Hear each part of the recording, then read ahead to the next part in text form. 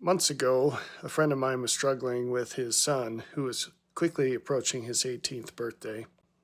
The son had repeatedly broken significant house rules, causing a lot of turmoil in the family, and his father was running out of options for how to straighten him out. And so the father said to his son, "When you turn 18, you need to leave. As soon as you graduate high school, you're out of here." He did what he could to help his son find a place to live and find work, but his role was muted compared to what he could have done if his son had abided by the house rules and stayed with him.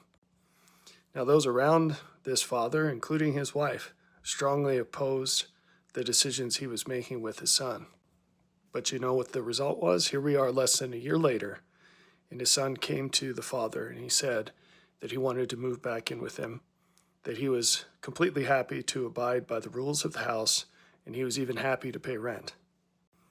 It's a father's duty to love his wife and his children, but it's very important to understand what love means and what it doesn't mean. To love someone is not to give them what they say they want. To love someone is to be willing to suffer for their benefit. Too many fathers neglect the love that they ought to give to their wife and children because they're scared of what might happen.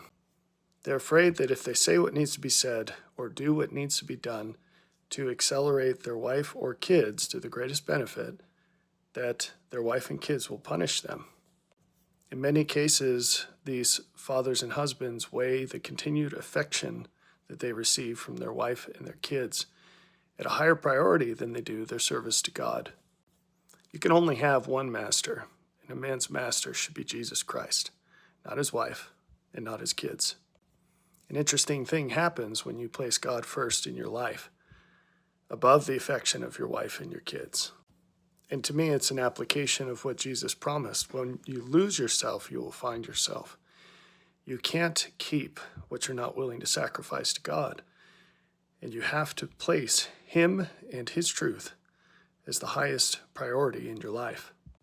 As you do this, more often than you would expect, you will actually encounter what you wanted all along. In the case of my friend, here comes his son willing to play ball.